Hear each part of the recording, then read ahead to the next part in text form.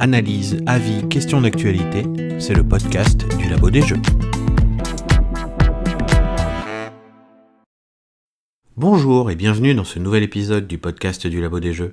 Aujourd'hui, on se parle de Filet-O-Fish, aka Fission, un jeu de Friedemann Friese édité chez sa maison d'édition, 2F Spiel, et qui nous arrive en français chez Matagot. Fission, c'est un jeu de pli, une mécanique que personnellement j'adore. Et la question de ce podcast, elle est toute simple, est-ce que ce Filet-O-Fish est un achat obligatoire ? Commençons tout d'abord par les règles de ce Filet-O-Fish. Et donc, on est sur un jeu de pli en must follow, il faudra fournir la couleur demandée par le premier joueur, et au final c'est à peu près tout, en tout cas c'est tout ce que vous verrez sur la première manche du jeu. Alors ça laisse présager d'un jeu qu'on pourrait croire assez plat, mais vous inquiétez pas, c'est un peu comme Skull King sur la première ou les deux premières manches, ça paraît bizarre et après ça se décante et ça devient vraiment intéressant. Alors pour les points de victoire, comme ça ce sera fait, et pour chaque carte que vous allez remporter, en remportant des plis, vous allez marquer un point tout simplement. Le jeu se joue sur 8 manches, donc ça fait quand même quelques points à prendre, mais pour ceux qui ne marquent pas de points, ils vont perdre les cartes de leur main, ils n'en auront plus assez. Et quand il faut refaire sa main à la manche d'après, avec ce qu'on a ramassé, ceux qui n'ont pas assez de cartes, ils vont piocher dans un deck central qui est dispo pour tout le monde. Et c'est un peu là que se cache le jeu en fait, parce que dans ce deck central là, vous allez avoir des cartes qui sont de l'atout, des cartes des couleurs plus fortes, et des cartes bouées qui donnent des petits pouvoirs, des petits effets qui sont vraiment sympathiques. C'est donc à partir de la deuxième manche que le jeu devient intéressant, que le jeu devient tout simplement fun, parce qu'en réalité, ce Filet-O-Fish, c'est un jeu qui est fun. C'est un party game qui s'est caché à l'intérieur d'un jeu de pli. Tout au long des plis, on va déconner, on va se chambrer, on va faire les effets contre les autres, mais sans vraiment leur en vouloir. Et c'est ça, en fait, le cœur du jeu, c'est là qu'il se cache, et c'est pour ça que c'est vraiment un super jeu, ce petit Filet-O-Fish. Alors, ce qui va de pair avec les jeux fun, c'est qu'il est chaotique, et c'est vrai qu'il est plutôt pas mal celui-là. On a vraiment du mal à voir où on va, à voir ce qu'on peut faire, à voir les points qu'on va prendre. Les nouvelles cartes, on sait pas trop ce qui arrive dans le jeu. Les joueurs les jouent, on les découvre à ce moment-là, donc assez dur à anticiper et tout ça.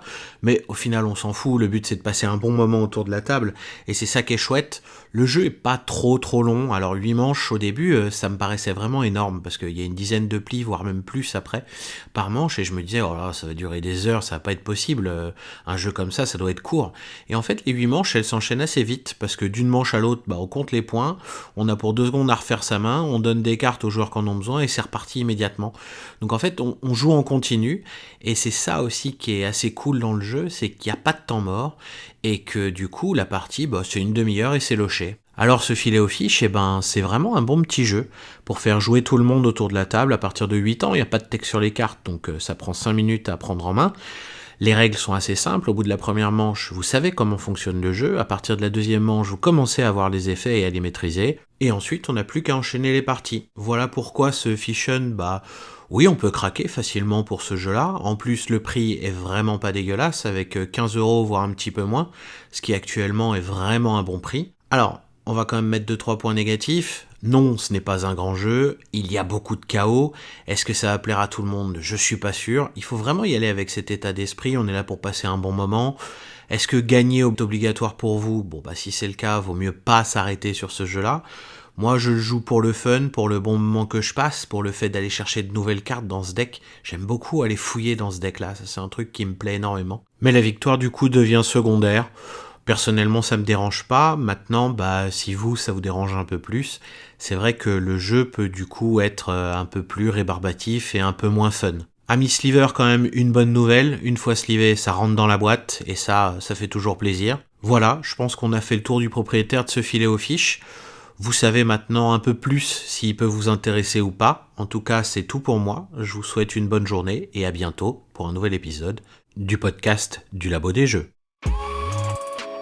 Vous pouvez également nous soutenir grâce à notre Ko-fi, dont on vous met le lien en description.